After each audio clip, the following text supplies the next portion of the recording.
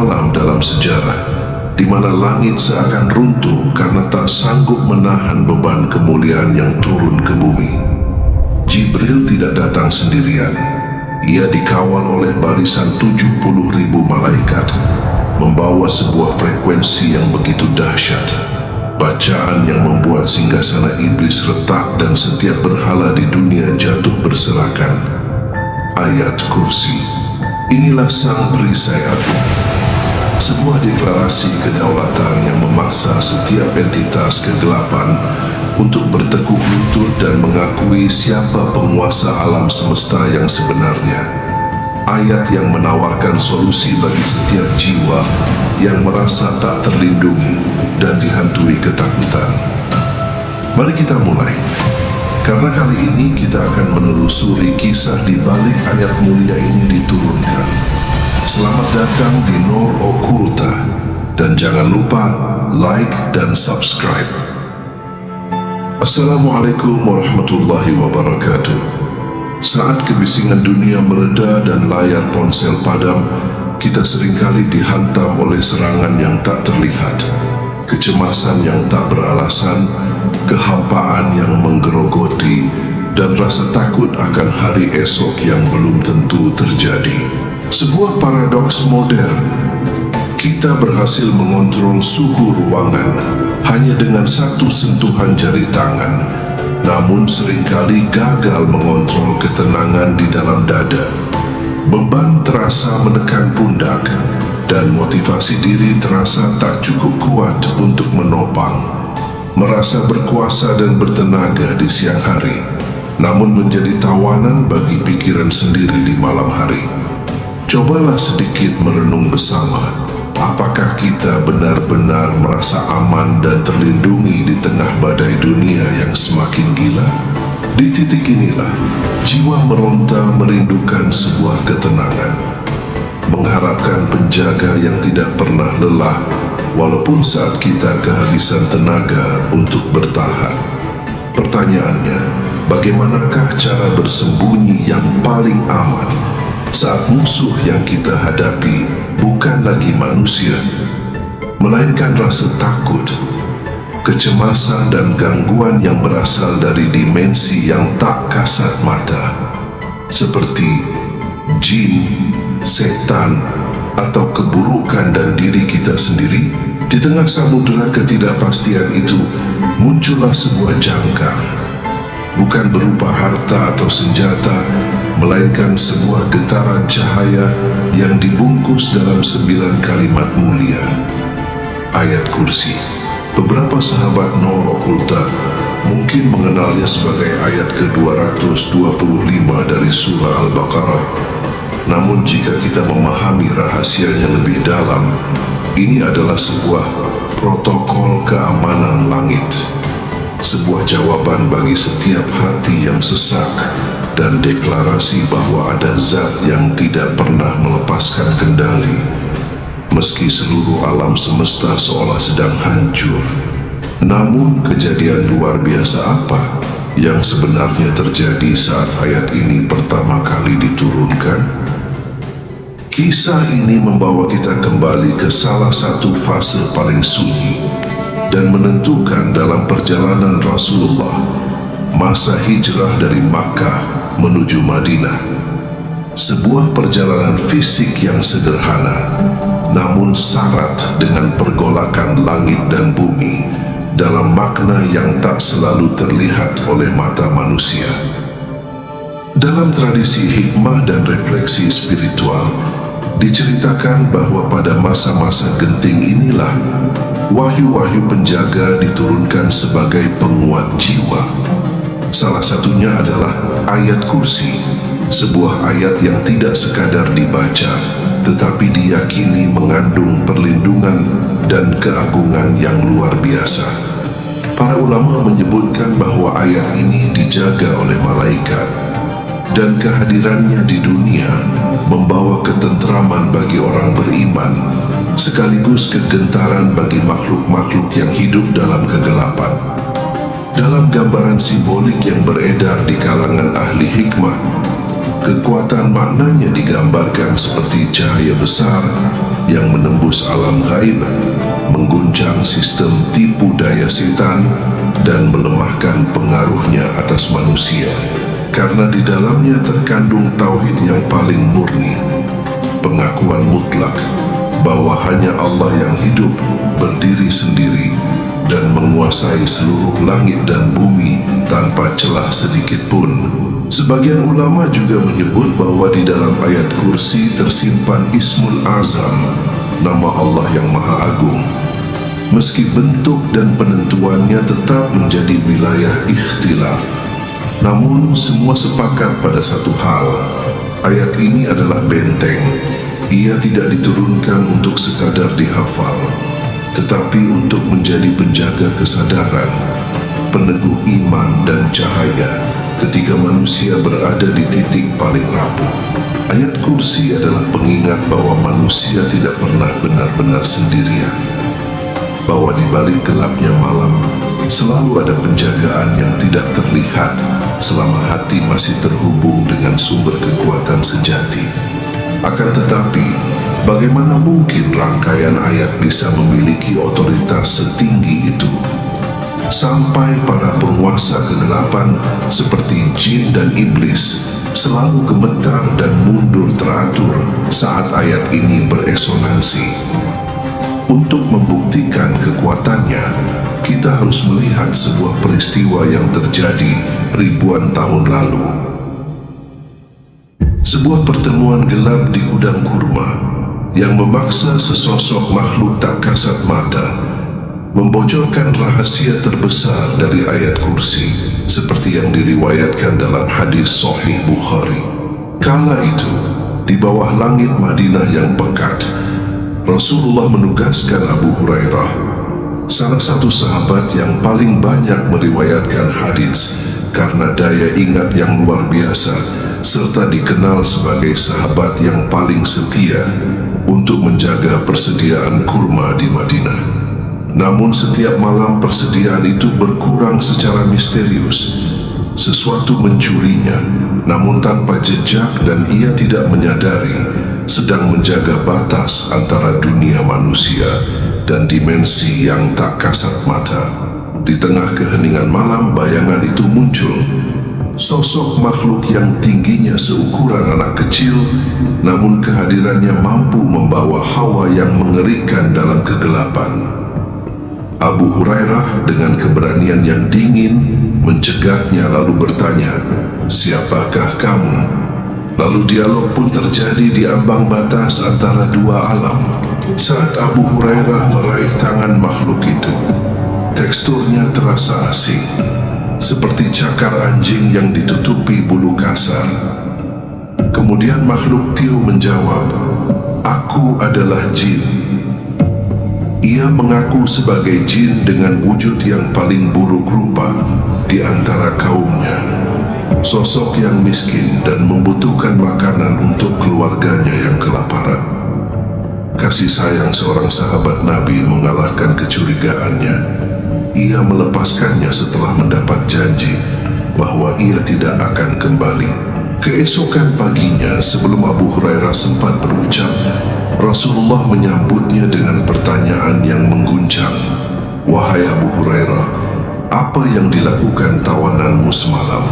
Lalu menegaskan, "Dia telah berdusta. Dia akan kembali malam ini." Malam kedua berlalu dengan skenario yang sama. Makhluk itu melanggar janjinya, dan Nabi kembali menegaskan, "Dia dusta. Dia akan kembali." Hingga pada malam ketiga, saat kesabaran telah mencapai puncaknya, Abu Hurairah mencengkeram makhluk itu dengan ketegasan yang tak bisa ditawar. "Aku akan membawamu ke hadapan Rasulullah," tegasnya. Sang jin menyadari ia tak lagi punya pilihan.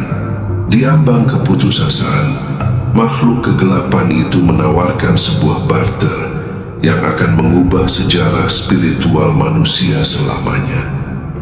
"Lepaskan aku," bisiknya, "dan aku akan mengajarkan sesuatu yang akan melindungimu melampaui kekuatan pedang manapun. Makhluk itu mengungkapkan kunci rahasia kaumnya, Ayatul Kursi. Jika engkau membacanya sebelum tidur, Allah akan mengutus malaikat penjaga dan setan tak akan berani mendekat hingga fajar tiba. Saat rahasia itu disampaikan kepada Nabi, sebuah konfirmasi legendaris meluncur dari lisan suci beliau. Dia berkata benar kepadamu, meskipun dia biasanya adalah seorang pendusta. Pernyataan ini bukan sekadar validasi. Ini adalah proklamasi bahwa ayat kursi adalah protokol keamanan ilahi yang hakiki.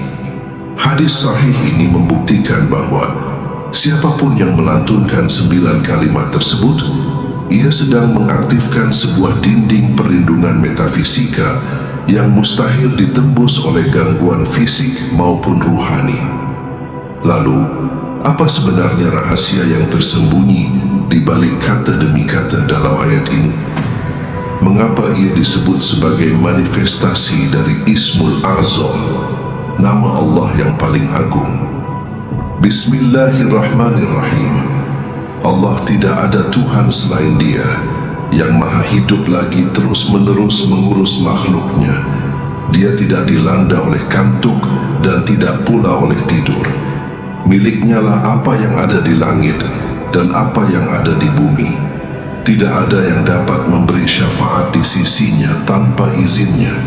Dia mengetahui apa yang ada di hadapan mereka dan apa yang ada di belakang mereka. Mereka tidak mengetahui sesuatu apapun dari ilmunya kecuali apa yang Dia kehendaki. Kursinya meliputi langit dan bumi. Dia tidak merasa berat memelihara keduanya. Dialah yang maha tinggi lagi maha agung. Quran Surah Al-Baqarah ayat 225. Setelah mendengar 9 terjemahan ayat kursi, penting bagi kita untuk memahami satu hal. Kursi Allah bukanlah sebuah benda fisik, bukan pula singgasana tempat duduk seperti yang kita bayangkan pada raja-raja di dunia. Para ulama, termasuk Hasan al-Bashri, menjelaskan bahwa kursi adalah simbol dari ilmu dan kendali mutlak Allah. Ibnu Abbas, sang penerjemah agung Al-Quran, membuka tabir maknanya dengan sangat indah. Beliau menjelaskan bahwa kursi adalah manifestasi dari ilmu Allah yang merengkuh seluruh langit, planet, bintang, galaksi, dan bumi yang diatur dengan presisi sempurna. Tidak ada satu pun titik di ruang hampa yang luput dari jangkauan pengetahuannya. Untuk membayangkan skalanya, mari kita tinggalkan sejenak bumi yang bising ini dan membayangkan galaksi Bima Sakti dengan 400 miliar kerlipan bintangnya yang indah, lalu luaskan lagi hingga menyentuh 2 triliun galaksi di alam semesta. Bagi kita, ini adalah skala yang tak masuk akal. Namun di hadapan Allah semua itu hanyalah hal yang sangat kecil dan tak berarti apa-apa. Maha besar Allah. Suatu ketika Abu Dzar Al-Ghifari pernah bertanya langsung kepada Rasulullah tentang hakikat kursi ini. Dan jawaban beliau adalah sebuah ledakan bagi logika manusia.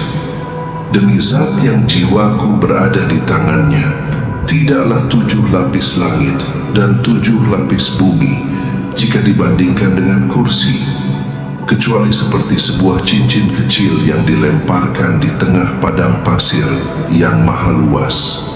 Dan kelebihan arsi atas kursi adalah seperti luasnya padang pasir itu dibandingkan dengan cincin tadi. Seluruh alam semesta yang kita kenal hanyalah cincin itu, dan kursi Allah adalah padang pasirnya.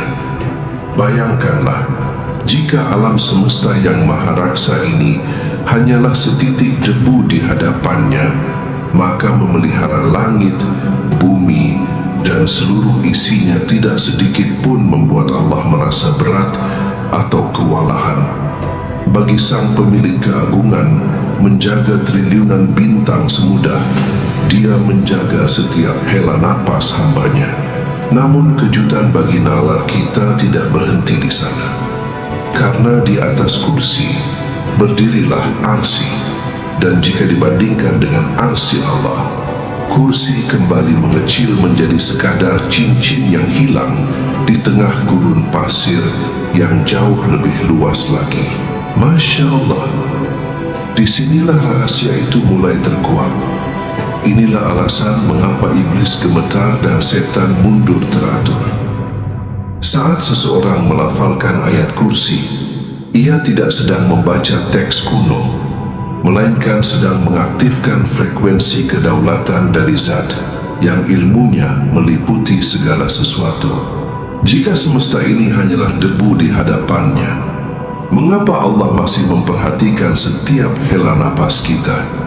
Mengapa Dia memberikan kunci kekuatan ini kepada manusia yang rapuh dan peduli pada kita yang hanya setitik dari ciptaannya? Semua itu terjawab melalui satu sifat yang menjaga kita tetap hidup, bahkan saat kita sedang kehilangan kesadaran. Allahu la ilaha illa huwal hayyul qayyum. Allah, tidak ada Tuhan selain Dia yang maha hidup lagi terus-menerus mengurus makhluknya. Sifat Al-Qayyum, sang penopang semesta. Mari kita lihat sebuah perumpamaan sederhana yang dikisahkan beberapa ahli tafsir seperti Ibnu Katsir dan At-Tabari saat kaum Nabi Musa bertanya, "Apakah Allah tidur?" Nabi Musa merasa gemetar dan menjawab, "Bertakwalah kalian kepada Allah." Lalu Allah berfirman kepadanya, "Wahai Musa, perlihatkan kepada mereka." Allah memerintahkan Nabi Musa memegang 2 cangkir air tanpa menjatuhkannya. Di tengah malam saat rasa kantuk menyerang, tangan Nabi Musa melemah dan cangkir itu hancur berkeping-keping. Allah berfirman, "Jika aku tidur, seluruh alam semesta akan runtuh seperti cangkir-cangkir itu." Sebab itulah ditegaskan, miliknya apa yang ada di langit dan di bumi, serta menjaga bumi agar tetap berputar pada jalurnya, dan menjaga detak jantung kita agar tidak berhenti, bahkan saat kita sedang tidur lelap dan kehilangan kesadaran.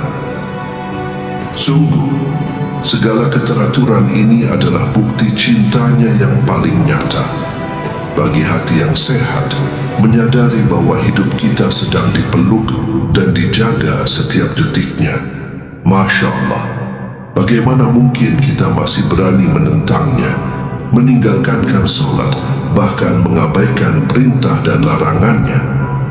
Kita bukan pemilik hidup kita. Kita hanyalah pemegang amanah yang suatu hari akan dimintai pertanggungjawaban. Saat rumah dihiasi dengan getaran ayat ini, ketenangan akan turun, keberkahan akan menetap, dan setiap entitas kegelapan akan berpikir ribuan kali untuk mendekat. Namun bukan hanya sebagai hiasan, melainkan sebagai pengingat untuk selalu dilafalkan setiap harinya, yang insya Allah akan membawa keberkahan yang terasa, mendinginkan hati yang panas, ketenangan yang mengusir kegelisahan, dan kedamaian yang mendadak hadir di tengah hiruk-pikuk dunia.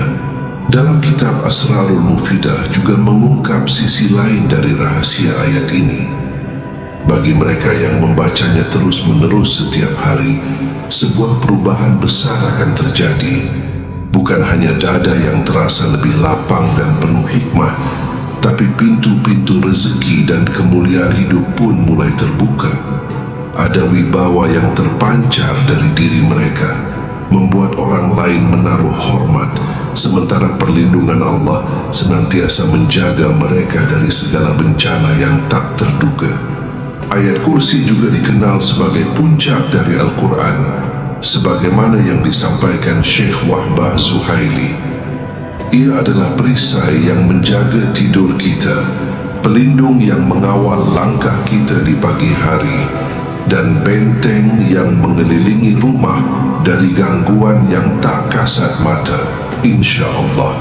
Hadis Rasulullah SAW dari Abu Umamah Al-Bahili radhiyallahu anhu juga menuturkan bahwa barang siapa membaca ayat kursi di akhir setiap salat, maka tidak ada yang menghalanginya untuk masuk surga kecuali kematian. Hadis riwayat An-Nasa'i dalam Amalul Yaum wal Lailah. Setelah memahami cara menjemput berkahnya, seringkali kita menjumpai sebuah paradoks bahwa ada yang membacanya ribuan kali, namun batinnya tetap gelisah. Ada yang menjadikannya hiasan dinding, namun rumahnya tetap terasa panas dan hampa. Mengapa? Sebab ayat kursi bukanlah mantra ajaib, dan ia tidak diturunkan untuk menjadi sekadar jimat pembawa keberuntungan. Ibnu Arabi pernah membisikkan bahwa kekuatan ayat ini bukan terletak pada deretan hurufnya, melainkan pada sejauh mana hati kita mengenal siapa yang sedang kita panggil. Imam Al-Ghazali juga mengingatkan bahwa nama paling agung pada suatu ayat hanya akan bergema dalam hati yang sunyi dari keangkuhan dan sifat tercela. Ibadah tanpa rasa cinta akan terasa hampa, seperti tubuh tanpa nyawa. Kita tidak ingin hanya menjadi pencari surga yang sibuk menghitung angka-angka pahala. Kita ingin menjadi hamba yang benar-benar jatuh cinta kepada Rabb-Nya, karena sesungguhnya tidak ada yang lebih dekat dari kita selain Sang Maha Pencipta. Seperti dalam surah Qaf ayat 16, Bismillahirrahmanirrahim. Sungguh, kami benar-benar telah menciptakan manusia dan mengetahui apa yang dibisikkan oleh dirinya. Kami lebih dekat kepadanya daripada urat lehernya. Quran Surah Qaf ayat 16. Sebelum perjalanan ini berakhir, pernahkah sahabat Nur Okulta memiliki momen dalam hidup saat ayat kursi menjadi satu-satunya sandaran? Bagaimana cara mengamalkannya hingga dampak ketenangan itu benar-benar terasa nyata? Mari berbagi jejak pengalaman tersebut di kolom komentar. Karena barangkali satu cerita yang dibagikan bisa menjadi inspirasi bagi jiwa yang sedang tersesat, sekaligus menjadi amal jariah yang pahalanya terus mengalir bagi siapapun yang membacanya. Di Nur Okulta, setiap kepingan rahasia ilahi dihidupkan kembali agar iman tumbuh dari rasa cinta yang mendalam. Dukungan melalui like, share, dan doa tulus di kolom komentar adalah cahaya yang membantu pesan ini menjangkau mereka yang sedang berjuang dalam sunyi.